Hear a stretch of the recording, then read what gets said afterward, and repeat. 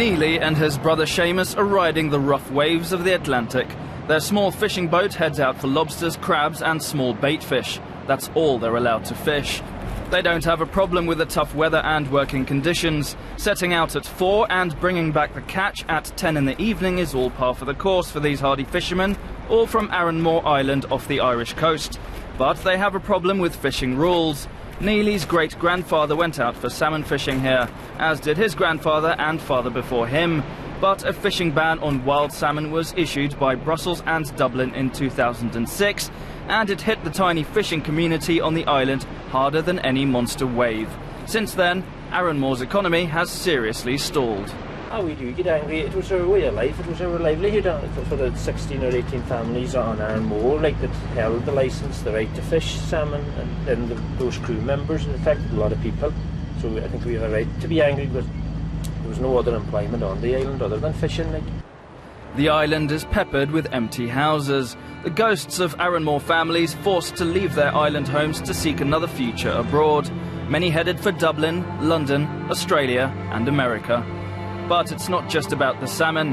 Shortly after the ban, mixed stock fishing was closed and drift netting was also banned.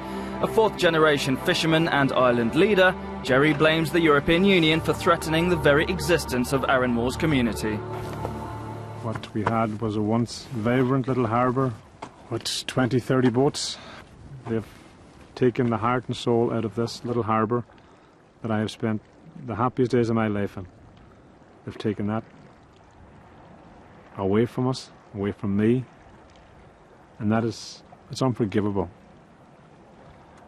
I'm so sad what they've done, and I hear the cries of ghosts on this pier.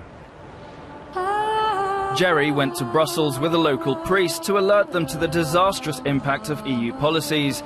He painted a picture of the skeletons of fishing boats and told them that in 7 years, the island's inhabitants had almost halved.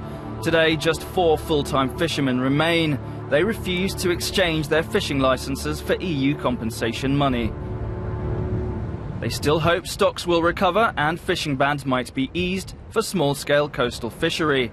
Huge international trawlers aren't allowed to fish within 12 nautical miles of the coastline, and changes to the European fisheries policy have prolonged this period of protection.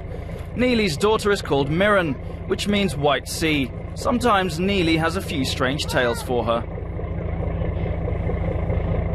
We met a factory ship about 20 or 25 miles west of Arranmore Island, and he was just working off at the end of our gear, like, and we called him up in the VHF and that, but he was hunting for mackerel, fishing for mackerel at that time, while all the Irish boats were tied up, all the Irish pelagic boats were tied up, which we thought was very strange for a boat, you know, from another EU country fishing off Arranmore and all of the Irish boats tied up. But the problem of overfishing is serious. 39% of stocks in the Atlantic and 88% of stocks in the Mediterranean are overexploited. But Jerry says Europe shouldn't blame the small fleets.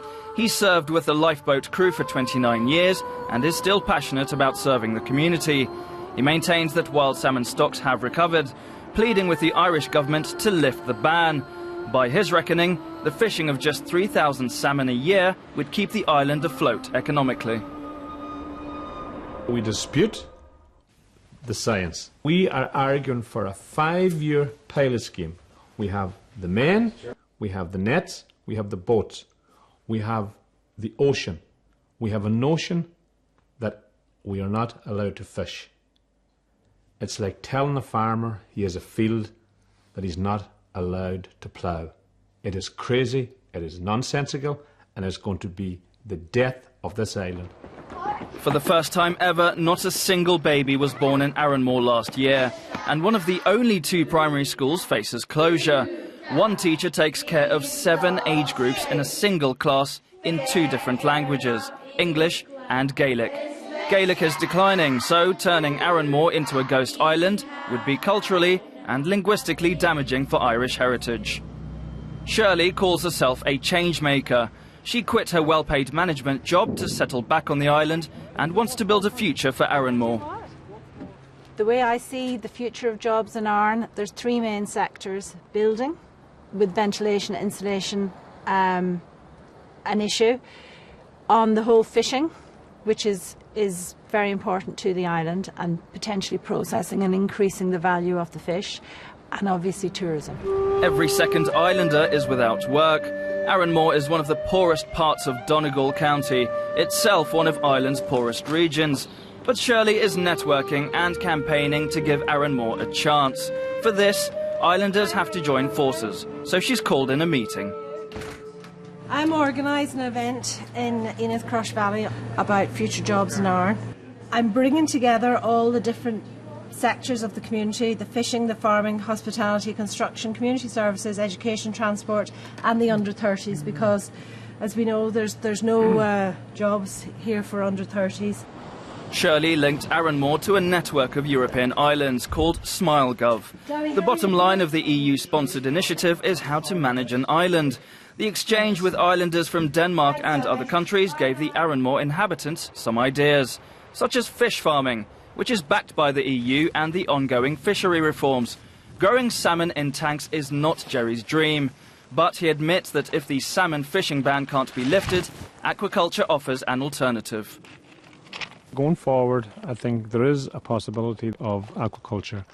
Now, aquaculture not in the form of open sea aquaculture, but in the form of inland aquaculture. And I think going ahead, it could create up from anywhere from 20 to 40 jobs going forward, and that could be crucial in the long-term survival of the island. Shirley believes there is a pot of gold somewhere at the end of the rainbow.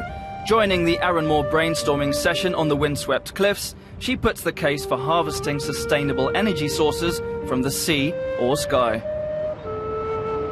I think this is an ideal opportunity for a wind farm, in that there's lots of wind here, there's no houses around, there is actually electricity, so if we were to put it on the grid, there would be the potential at some point in the future.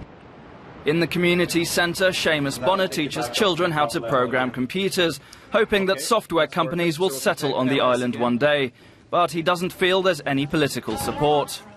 We need good broadband infrastructure, which we don't have at the moment. The government recently has sent back 17 million to the European Parliament for broadband in rural areas because they said it wasn't needed. This, is frustrating, really. Neely hauls in the crabs while Jerry drums up friends for a music session. It's a small farewell event because two of them have quit the island. From next year, the European Fisheries Fund will back job creation in small communities such as Arranmore. Failing small-scale fisheries will get privileged access to funds, and the EU has rubber-stamped small vessels like Neely's to use gill nets, but not to fish salmon. Arranmore has budged Brussels, at least a little bit.